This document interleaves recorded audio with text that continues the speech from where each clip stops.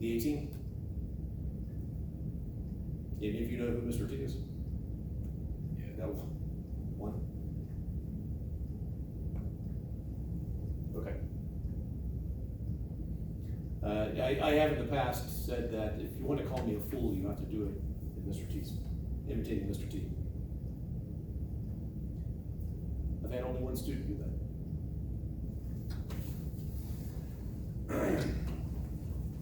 All right, so we got an answer there. The question is, how close is that to the actual value? Well, the textbook is giving us a value of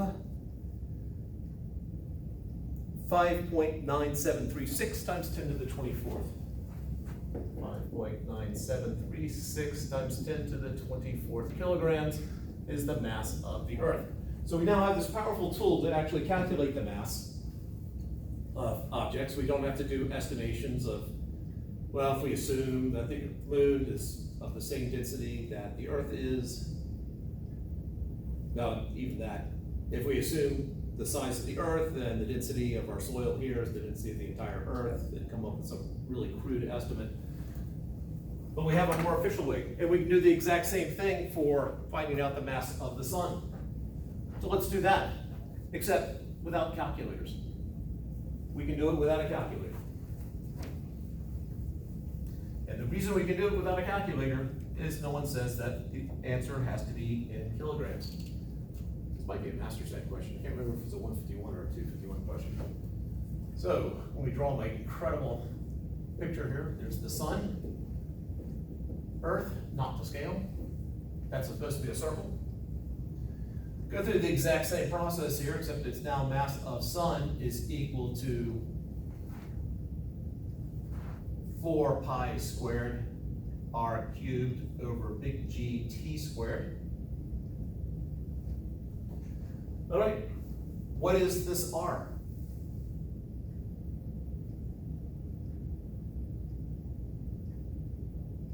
Yeah, going without a calculator. Let's go for the simple ones.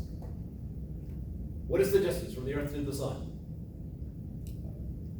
93 million miles. We can go more simple. We can be simpler than that. Because remember, whenever you're starting to do this stuff, they wanted to come up with, if I want to figure out what the distance to all the planets is, I probably should come out with nicer units than meters or inches or whatever you want to have to use. This is 1 astronomical unit. It's supposed to be a 1. So this is 4 pi squared times 1 astronomical unit cubed divided by G. And well, we'll come back to that in just a second. What's the period?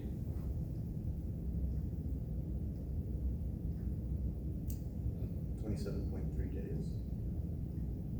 That's the period for the moon going around the Earth. This is the Earth going around the sun. 365.2. We can be simpler than that. 1 year. 1 year. So I got 1 year. Where? Actually,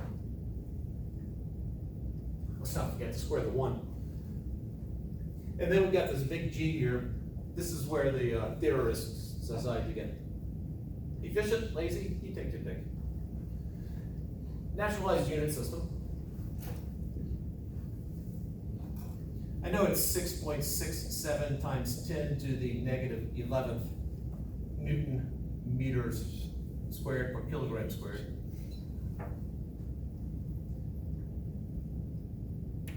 What the theorists go is that, well, yeah, that's right in that unit system, but you know, there exists a unit system where it's equal to 1. It's known as a naturalized unit.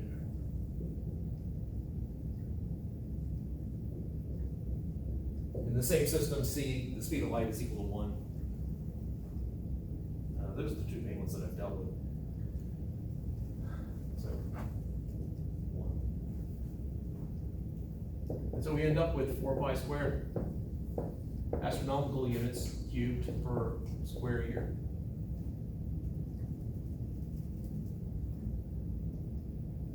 Mass of the sun.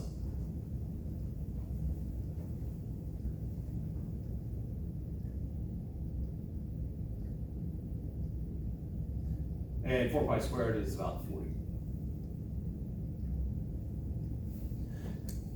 Questions are here before I'm going to manipulate.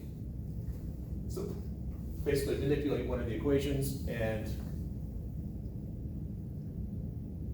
come out with yet another famous formula.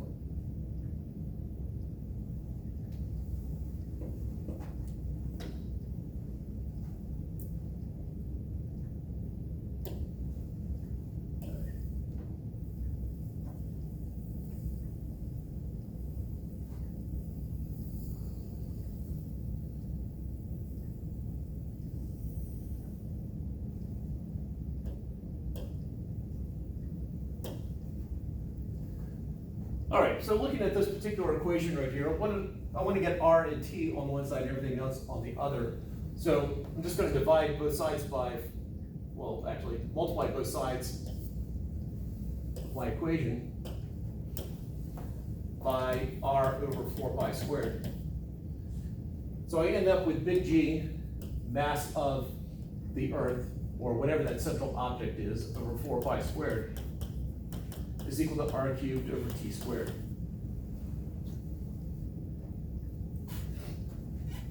Recognize that the mass of the object doesn't matter.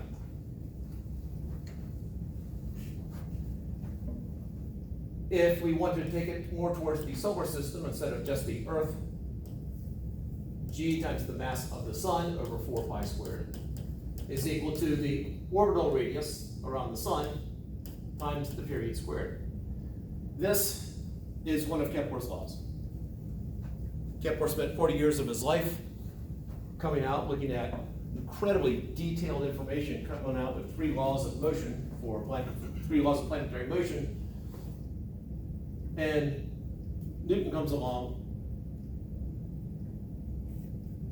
and actually, I had this picture of a cruelty skit of if Kepler and Newton ever met in a bar, and they started talking about what they were doing. Kepler said, "Oh, I've spent the last 40 years of my life trying to figure out how, the laws of planetary orbits.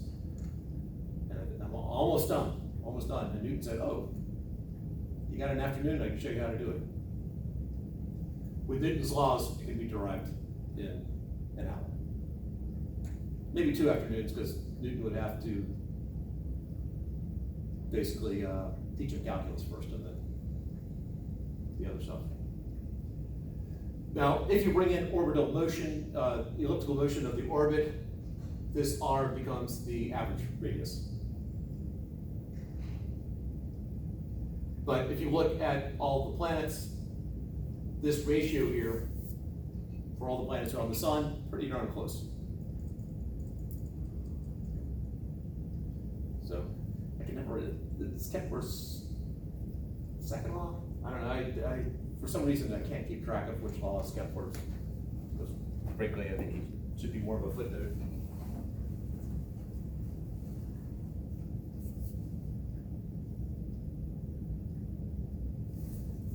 And there we go.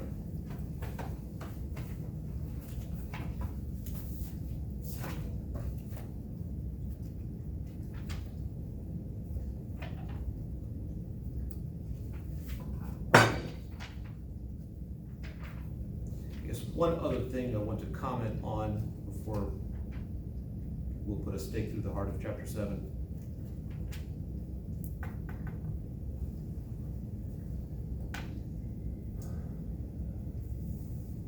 Is, I lost it.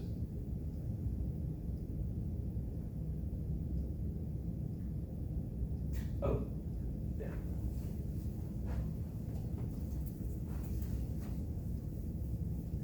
All right, Newton's second law of motion. Anyone?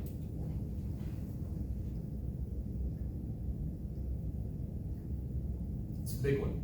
It's the template. Force equals mass, or F equals G. Too specific. You said mg? Mm-hmm. Yeah, that. MA. MA. There we go. So if I apply a force to an object, that's going to be equal to the mass times the acceleration, or as Newton, closer to what Newton wrote, except he did it all in Latin. It's a matter of cause and effect. If I apply a certain force to a certain, total force to a certain mass, the acceleration is just equal to the ratio there. Now, gravitational force, looking at just the magnitude, G mass 1, mass 2 over R squared. And the question is that mass and that mass, or that one, are they the same? If I add up all the forces acting on me and find my acceleration, this is known as the inertial mass. And if I'm looking at sort of the gravitational forces acting on me, let's assume that this is, say, mass of the Earth and this is my mass. This is my gravitational mass.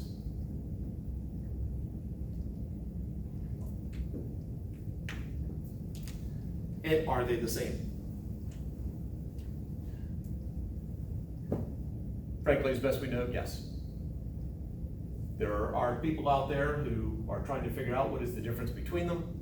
And at this point, the difference between them is, best they can do is it's less than 0.000, however many zeros they're supposed to be.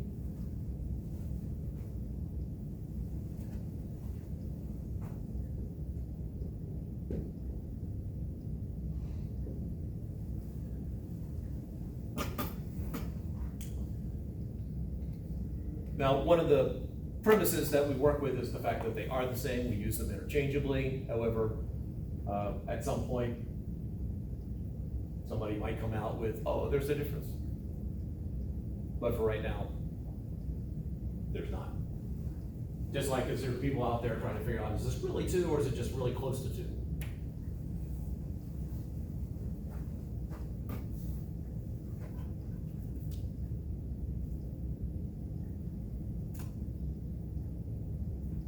Questions?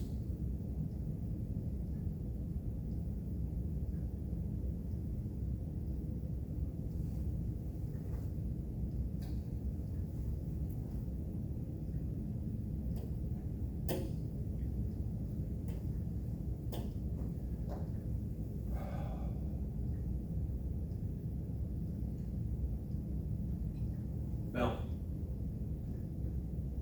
gravitational lensing.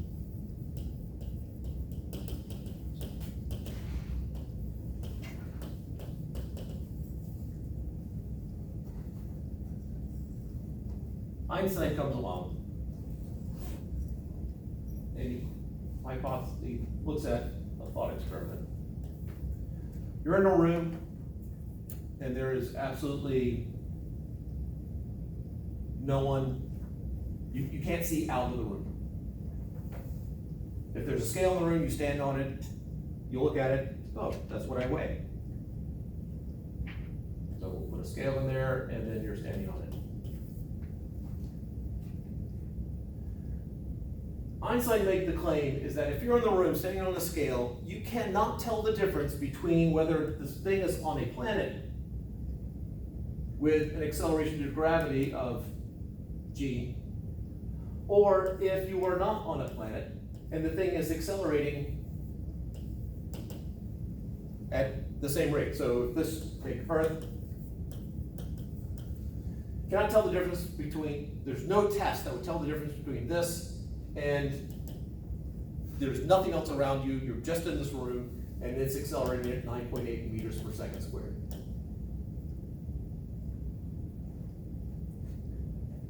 And then said, if there's no way to tell the difference between the two,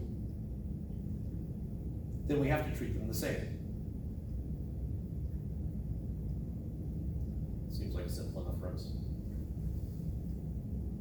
So I thought, all right, let's see what happens. So in this case, if I take a light and I want to shine, and I shine a laser across here, if there's no acceleration, the beam should just go straight across. But because there is, the whole thing is accelerating, it actually is not going to hit straight across, but because that part will be moved by the time the light gets here, the light actually will follow a path like that.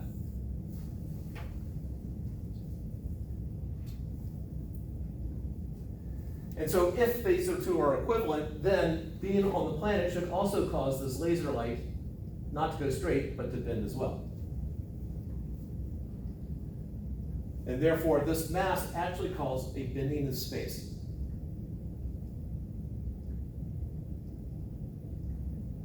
Now, if mass causes light, causes space to bend, causes light to travel, and from our point of view, in a curve, then if I have a huge mass, and I have some star over here,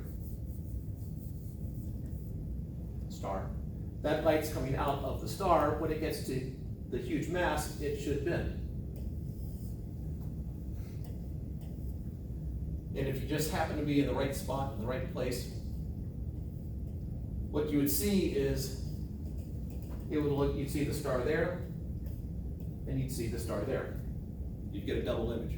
Actually, if you line it up just right, go in 3 dimensions there, you would see this ring of light all the way around. This is known as gravitational lensing. This is a prediction of general relativity.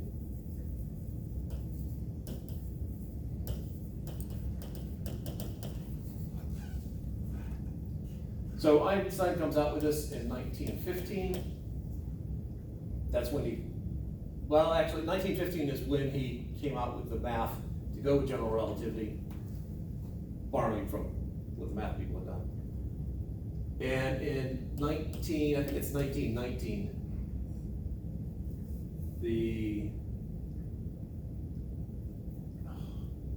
blanking on his name, Eddington.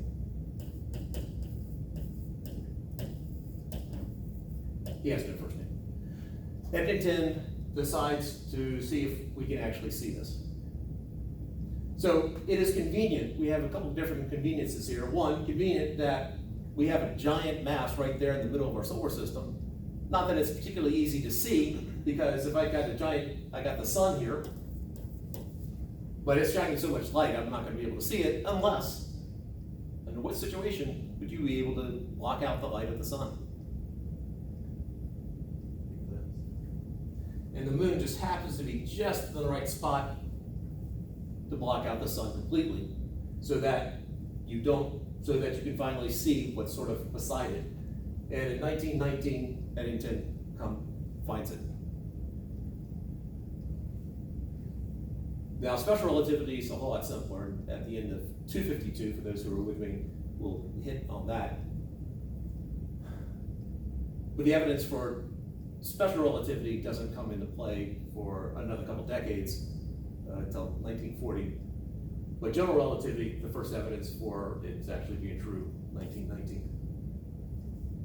Now, supposedly on the way back from New Zealand, I think it's where he went to watch the eclipse. On the way back, some reporters said, "So understand there's only 3 people in the world who understand general relativity." And Eddington said, "Oh, this is the 3rd." At least he acknowledged that Einstein understood it.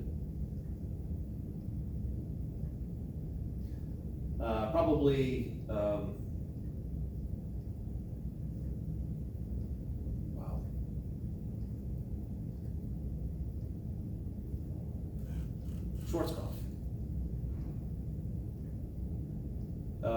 There's a German physicist, Schwarzschild,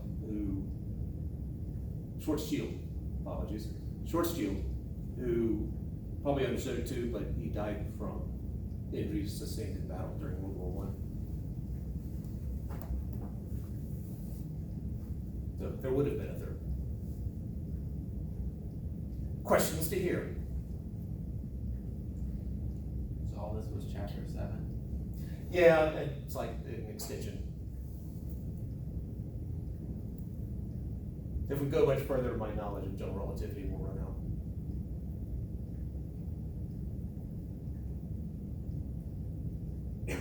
That was the class that kicked my butt. My goal in the first test was to understand the questions. I did not succeed. All right, we're done with chapter 7. Let's talk about, cool stuff like assessments and so forth. All right, so first off, quiz on chapter 6. Has that been assigned yet? I think that was next Monday. Okay, Or Wednesday or something.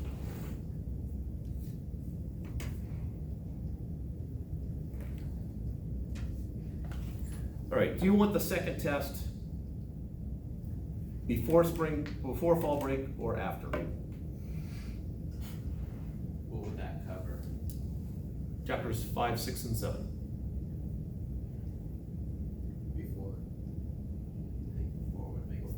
Before? Before. How many tests total do you think we're gonna have? One of the tests will be that multiple choice test that you took at the beginning.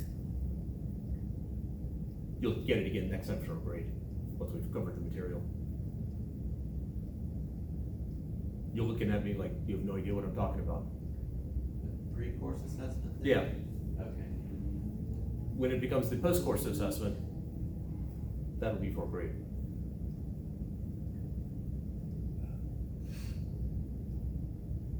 All right, so there was this, it looked like there were at least 2 people who were for before.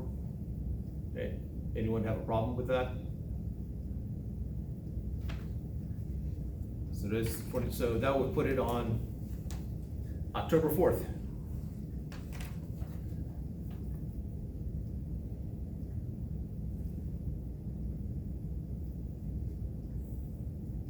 And that's test 1B. Yes. It still counts as a second test, it's just called 1B. So it's 1A, 1B, 2, and 3. 1A, 1B, FCI, and 3. Oh, because that's the one. The FCI is the multiple choice test. I decided not to call the test after 1B test 2.